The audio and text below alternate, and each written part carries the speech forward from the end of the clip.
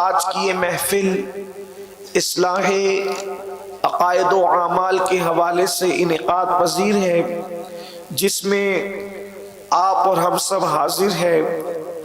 رات کا آخری پہر شروع ہو چکا ہے۔ میرا اللہ میری اور آپ سب کی حاضری کو شرف قبولیت عطا فرمائے، آمین آمین۔ اور اللہ اہل سنت کو شعور عطا فرمائے کہ ہم اپنی محفلوں کو اس وقت ختم کر دیں جب لوگ آسانی کے ساتھ فجر کی نماز کے لیے اٹھ سکیں۔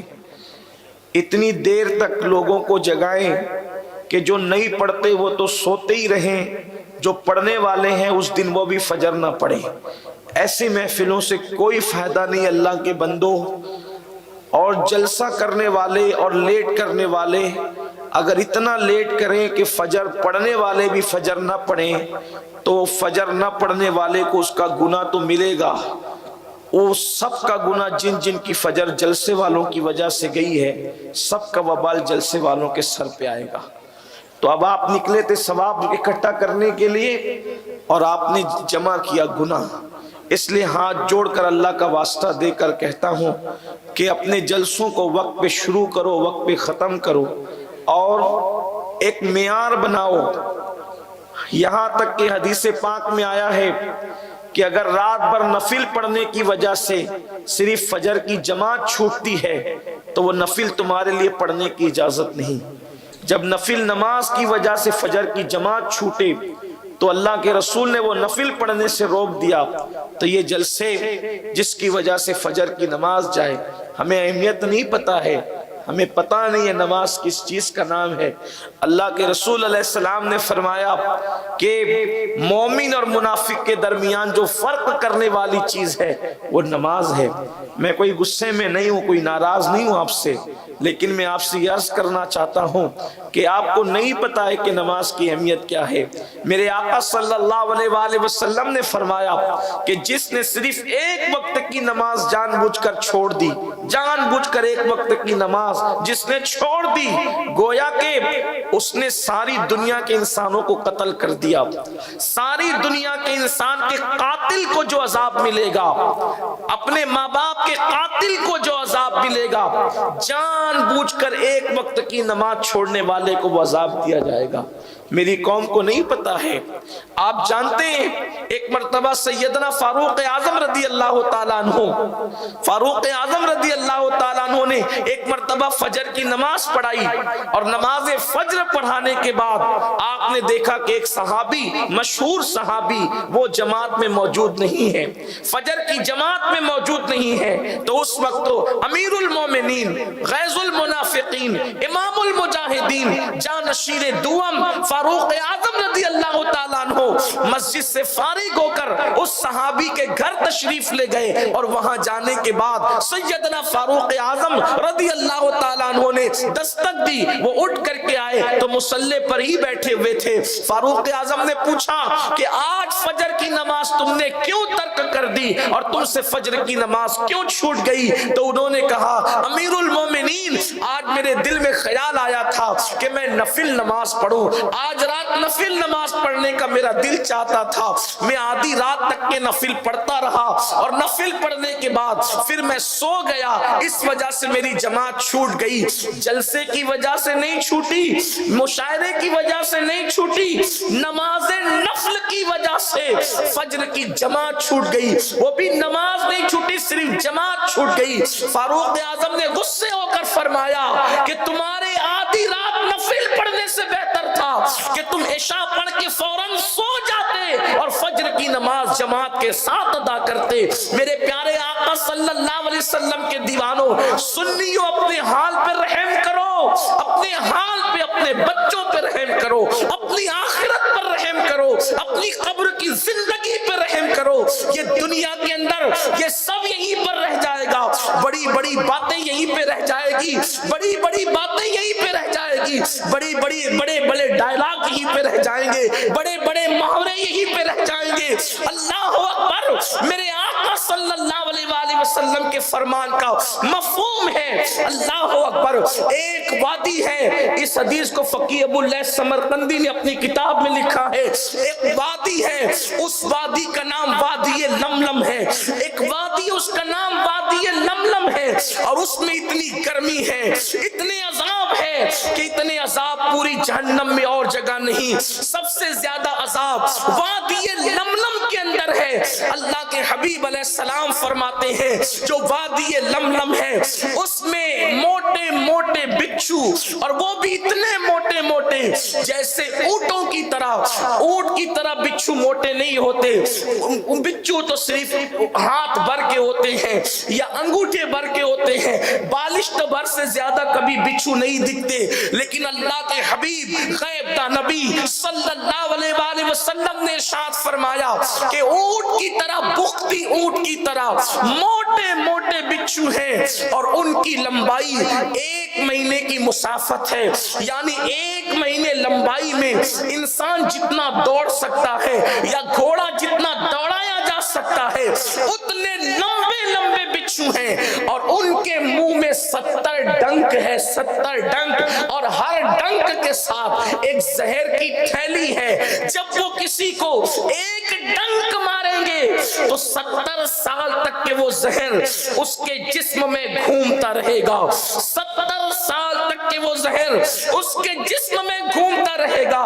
یہ کسی جلسے کے ناظم کی لفاظی نہیں، یہ کسی خطیب کی خطابت نہیں، یہ کسی مولوی کا قول نہیں، یہ کسی سیاسی لیڈر کی گفتگو نہیں، یہ اس رسول کا فرمان ہے جس نے اپنی زندگی میں اپنی مرضی سے، اپنی خواہش سے کبھی کلام ہی نہیں کیا، بلکہ اس نبی کی عادت کریمہ تو یہ تھی کہ جب تک اللہ کی طرف سے حکم نہیں ہوتا حضور کلام ہی نہیں کرتے، بلکہ زبان ان کی تھی، کلام خدا بند قدوس کا تھا۔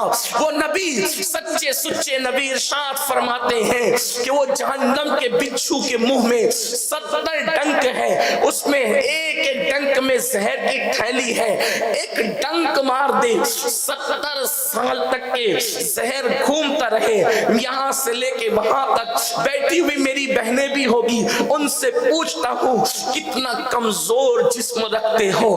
جسم کی کمزوری کا عالم یہ ہے کہ جو جسم مچھر کا ڈنک برداشت نہیں کر سکتا، جو جسم مکھی کا ڈنک برداشت نہیں کر سکتا، جو جسم اگر بتی کا چٹکا برداشت نہیں کر سکتا، جو جسم سگریٹ کا چٹکا برداشت نہیں کر سکتا، وہ جسم اللہ اکبر، وہ جہنم کی خوفناک وادی سرکار خواجہ عثمان ہارونی فرماتے ہیں، اور اس کو غریب نواز اپنے قلم سے لکھتے ہیں کہ وادی لملم سے ایک دن میں 70,000 مرتبہ جہنم بھی پناہ مانگتا ہے،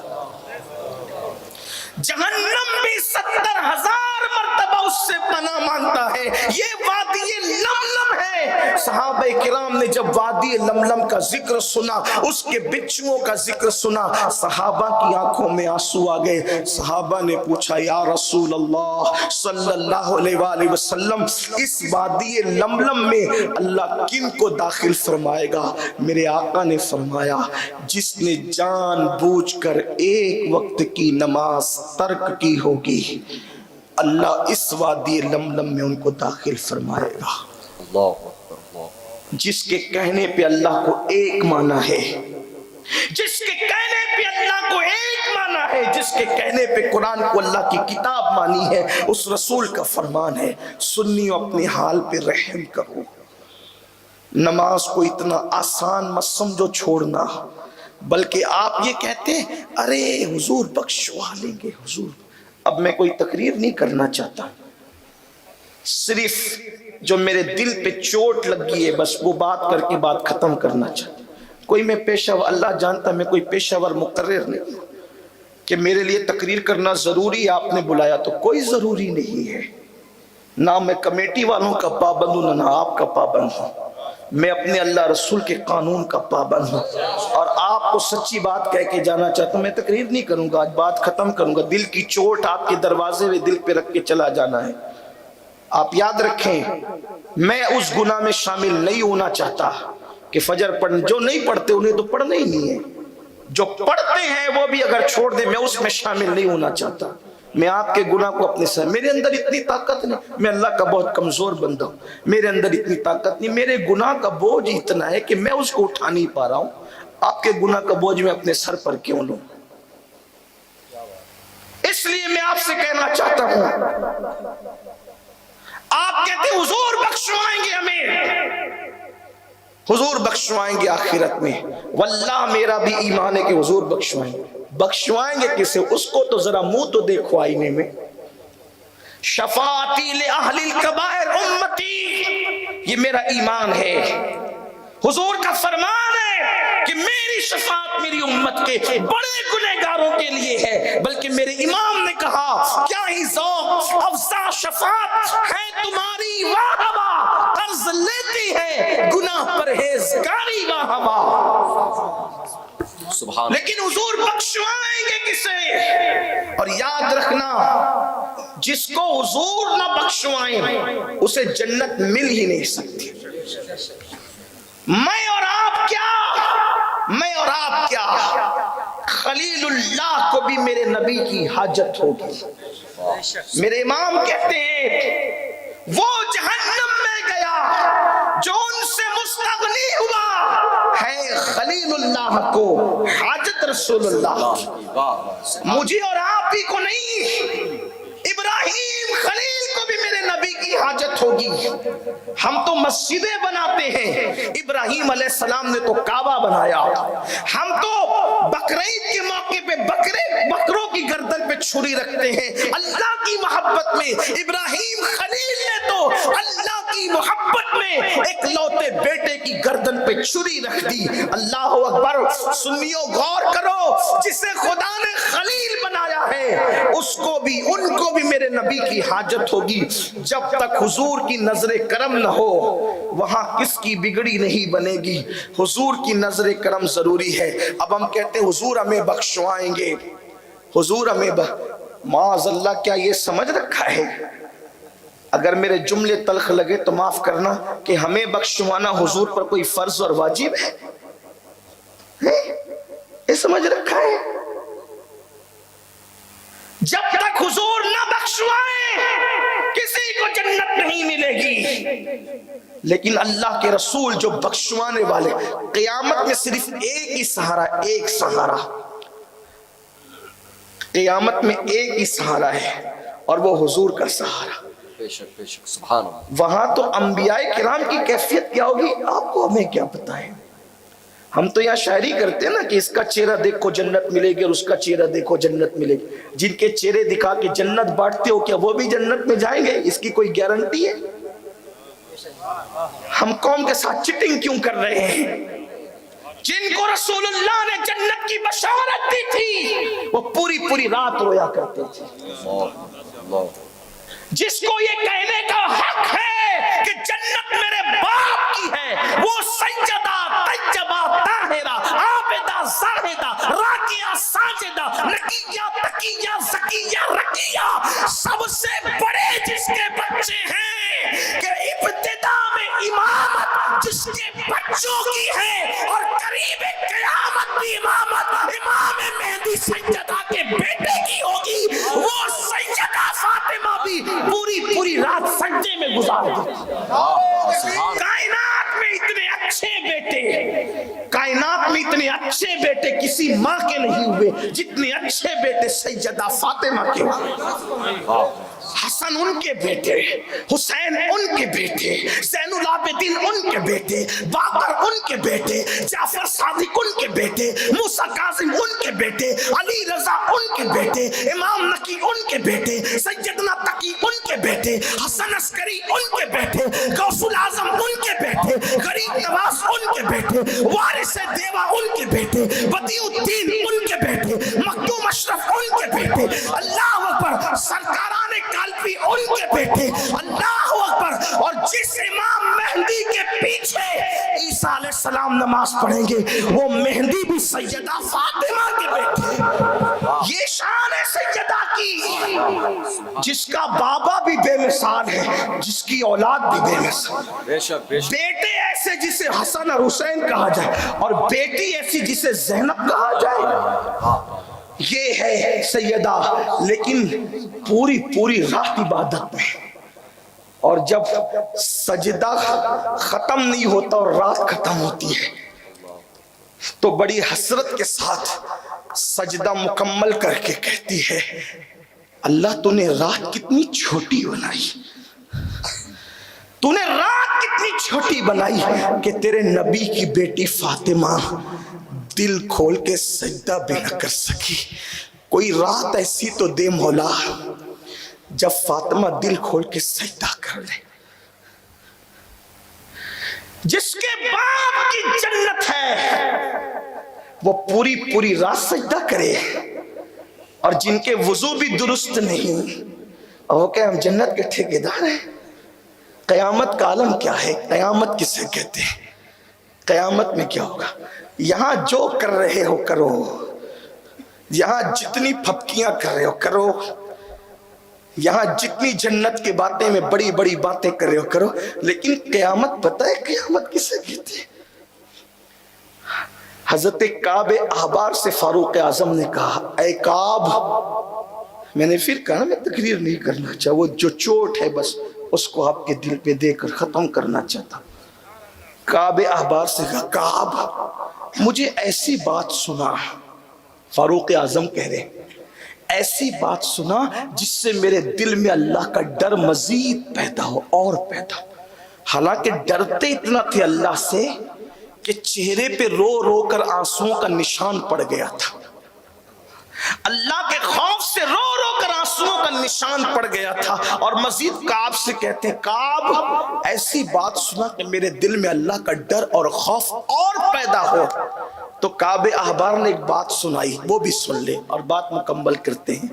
کعب احبار نے کہا، امیر المومنین، میں نے آسمانی کتب میں پڑھا ہے جو گزر چکی، کہ جب قیامت کے دن جہنم کو میدان محشر میں لایا جائے گا، جہنم کو جب میدان محشر میں لایا جائے گا یوم قیامت، تو اس کے منہ میں 70,000 آگ کی لگام ڈالی جائے گی، جیسے جانور کو لگام سے کھینچتے 70,000 آگ کی لگامیں جہنم کے منہ میں ڈال کر اس کو لایا جائے گا، اور جب شرارے اٹھ رہے ہوں گے جہنم کی آگ کے شرارے، تو اس آگ کے شراروں کو اور جہنم کی تپش اور حرارت کو دیکھ کر سب کا پتا پانی ہونے لگے گا، سب کی گھبراہٹ اور وحشت بڑھ چکی ہوگی۔ ہم کہتے ہوں گے جو ہوگا دیکھا جائے گا، قیامت میں جو ہوگا دیکھا جائے گا، کچھ نہیں دیکھا جائے گا میرے عزیز۔ انبیاء کرام اللہ کا سامنا کرنے کی اس دن اپنے اندر ہمت نہیں پائیں گے سوائے میرے نبی کے۔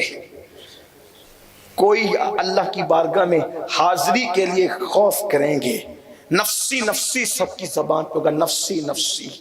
ہم کہتے ہیں جو ہوگا دیکھا جائے گا، ایک بار سبحان اللہ کہو جنت ملے گی، اس کو دیکھو جنت ملے گی۔ میرے عزیز، میرے نبی نے فرمایا جس کی نماز نہیں اس کی کوئی عبادت نہیں۔ آقا نے جس کے بارے میں فرمایا، میں کوئی وہابی مسلک کا آدمی نہیں ہوں، آپ مجھ پہ شک نہ کریں، اور اگر کریں تو آپ کی اپنی طبیعت پر ہے۔ آپ کہیں گے یہ کیسی بات کر رہے ہیں، ہاں کیسی بات کر رہے ہیں، میں کیسی بات کر رہا ہوں؟ ہاں، مسجدوں کو ویران کر دیا اور آپ جنت کے ٹھیکیدار بنے؟ نہیں، ایسا نہیں۔ یا رسول اللہ، مجھے رونا آتا ہے اپنی قوم پر، چندہ دے کر بھی اگر جہنم خرید رہے ہو تو مجھے آپ پر رونا ہی آئے گا نا۔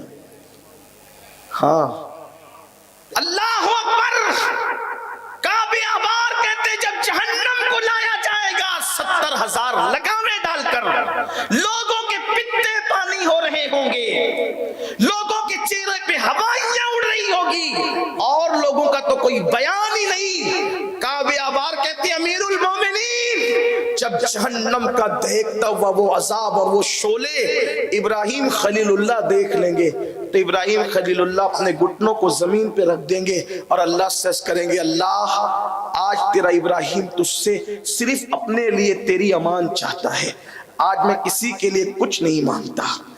جس نے اللہ کی محبت میں اپنے بیٹے کی گردن پہ چھری رکھی تھی، جس نے اللہ کے حکم پر بیوی بچوں کو وادی غیر ذی زرع میں چھوڑ دیا تھا، جس نے کعبہ بنایا تھا، کعبہ جو اللہ کی محبت میں آگ میں کود گیا تھا، اس دن ابراہیم خلیل جیسے پیغمبر اللہ کے خوف سے گھٹنے زمین پہ رکھیں گے، آج میں تیری امان چاہتا ہوں، مجھے امان دے۔